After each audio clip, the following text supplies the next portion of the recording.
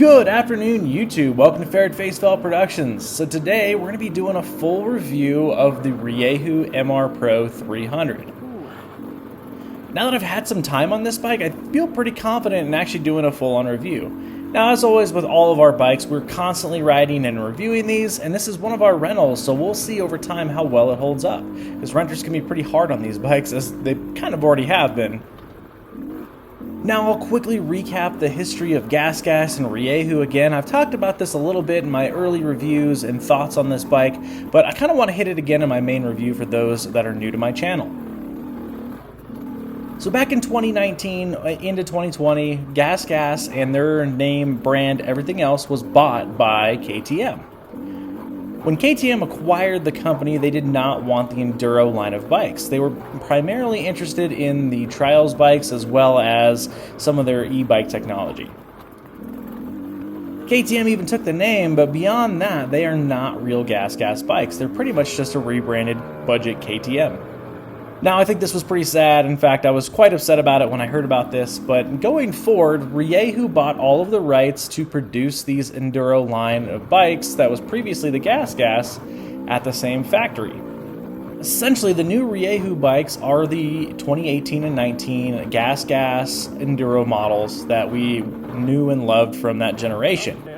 This motor has been around for a long time, and it is very loved throughout those that own these bikes. It's such a unique platform and motor.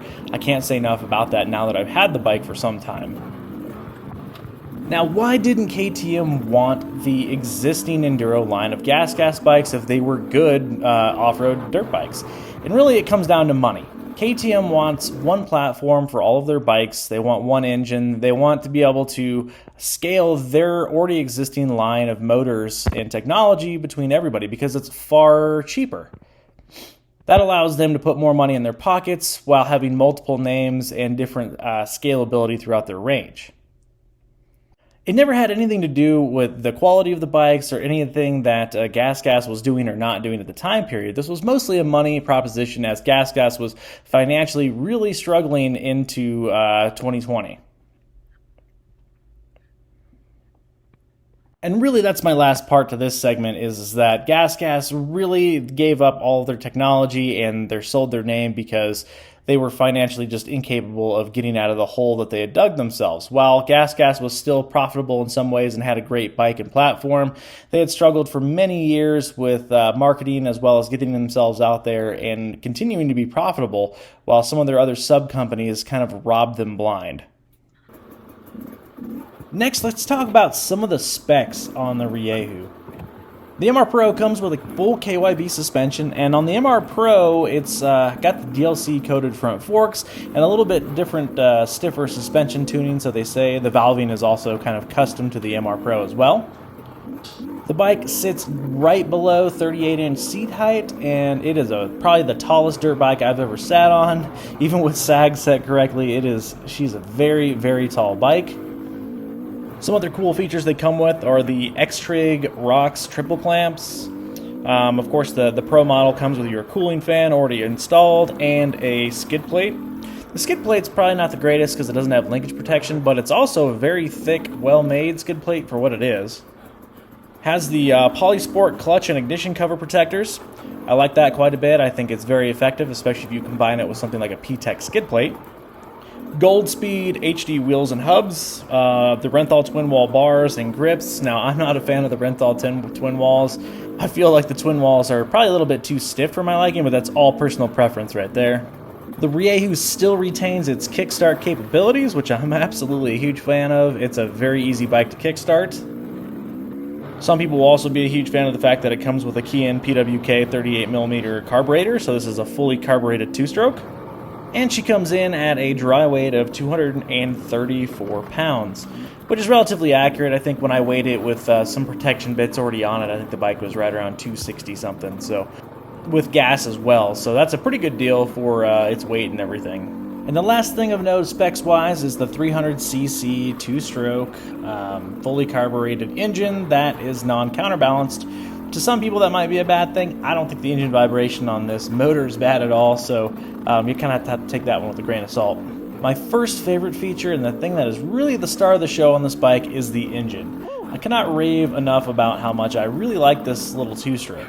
Now I say a little bit of 300cc two-stroke is anything but when it comes to its power band. I think this two-stroke may not have quite as much mid and top-end power at the peak as some of the other two-stroke offerings out there. What it does have, though, is absolute tractorability and stall resistance, and you can drag this thing all the way down to counting the RPMs, and it will still lug you up a hill. Probably one of my most favorite things about this bike. And then on top of that, the carbureted engine really allows you to tune it to what you want. So I like to keep the bottom end pretty rich. I like to have a kind of softer hit off the bottom, lots of torque.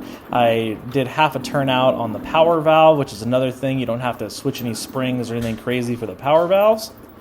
And delaying that hit to the power valve really gives you tractability down low, very, very consistent up hills. I'm such a fan of this engine. And to top that off, the map switch is actually quite useful.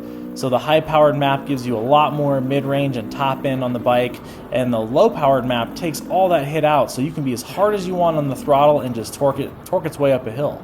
I'm very much a fan of this engine and how it feels. I also really like that it has kickstart. That's a huge thing these days when everybody else has kind of gone away from that, just for pinching all the little ounces they can out of a bike. It's also important to note that Riejoo has gone to great lengths to improving the older electric starting system on this bike.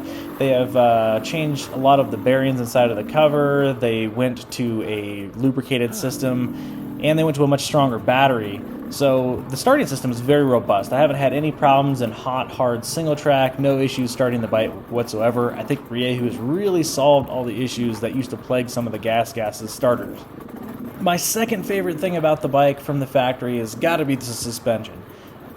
Now, I've been on a lot of bikes with KYB suspensions and KYB forks, but there is something about how they tune this from the factory that you can tell that it's just made for hard enduro riding. It is very well set up. And while the KYB right out the gate kind of takes maybe a short break-in period, it's very, very good at adjusting it to a plusher setting for harder, stiffer, rockier conditions. And it's very, very compliant. There's really nothing more that you can say about KYB suspensions. They're fantastic. The DLC coating, it's just one of the smoothest bikes that I've been on for riding over hard terrain. And this may be combined in there, but the chassis itself is also very well planted. I feel like between the geometry of the suspension, how they have it set up, and how it rides and combines with the KYB suspension, it leads to a very planted feel for this bike. And it may not be the absolute lightest in its class, but it is still, I think, one of the most planted bikes that you can get on. And it really makes to one of the best trail enduro bikes that you can get out there, especially at the money. I guess my fourth favorite thing now would be the looks and aesthetic. And maybe this is stupid because that plays kind of a small part as the whole package of a bike. But if there's one thing about this bike that really stands out to me, it's how it looks. The shape of the bike, the color scheme that they chose for these graphics, it is such a beautiful, unique looking bike.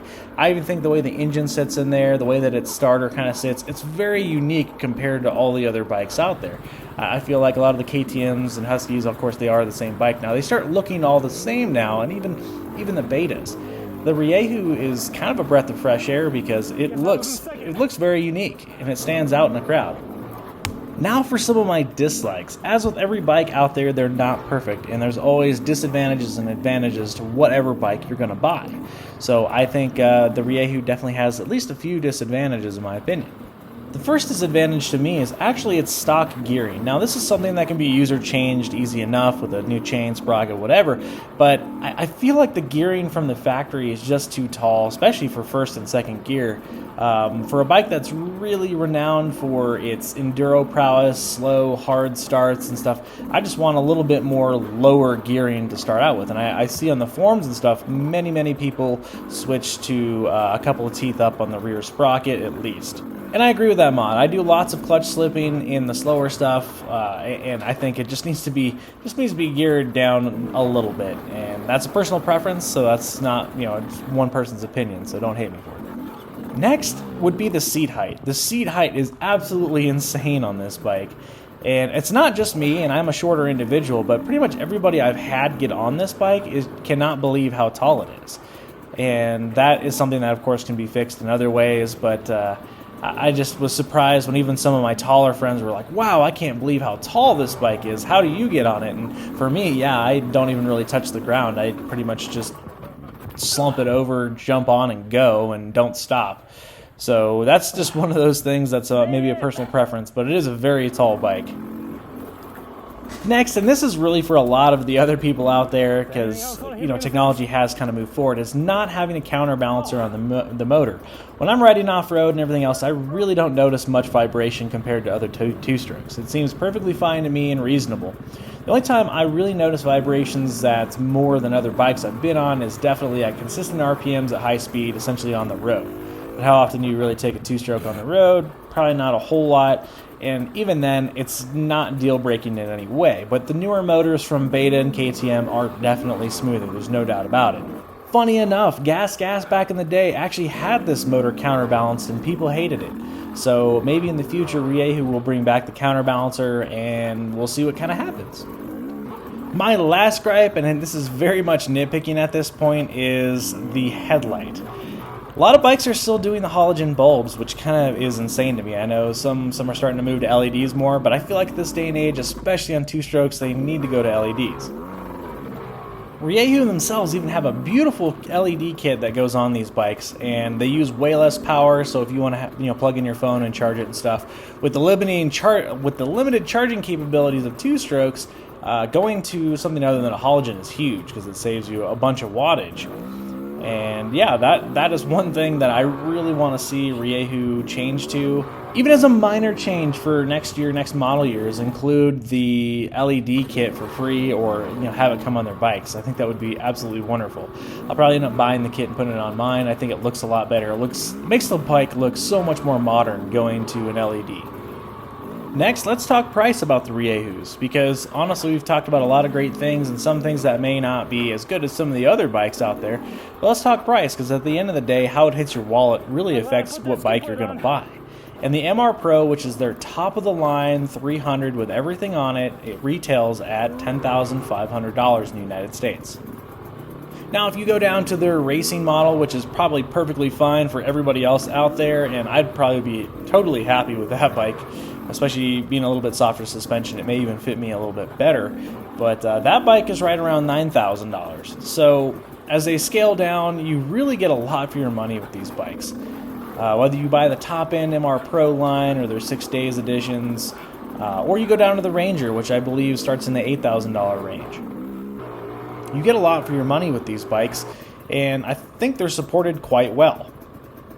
In the United States, now Riejoo has always been supported by CPD Direct. CPD Direct is a US-based company that imports these bikes, as well as SWM and Electric Motion. So they carry all the parts in stock in the United States. You've got somebody to call and get parts from anytime. So there's really no issues with not being able to get parts about stuff or having issues, whatever. You've got somebody in the United States to take care of you, and I think that kind of null and voids the fears of some people like, oh, I don't have a dealer, I don't have somebody to work on it. Anybody's going to work on a two-stroke. They're pretty much all the same. So stuff like that. And it's got standard components like the KYB forks. So there's really nothing about this bike that is terrifying to work on compared to other bikes. So wrapping everything up together, I think the Riejoo, for what they cost and what you're getting an absolutely amazing bike for the deal. And the fact that this platform has been around for a few years means that you're getting something that's been tested and improved over time. That's also something that you're in some ways not getting with other brands. I love Beta for all that they do. They improve their platform. They make drastic changes year on year, I feel like. And that can be good or bad, because sometimes you're ending up with new technology that's unproven and untested, and you can have problems with it. With the Riejoo, you're getting a platform that's proven, an engine that's proven, and upgrades thereabout that really stand out and seem to be pretty reliable. Well, let me know what you guys think down in the comments below. What you think about these bikes. Have you seen one? Are you interested in buying one? Is this the first time you've ever heard of them? Just let me know down in the comments below, and we'll catch you all in the next one. Ferret Face out.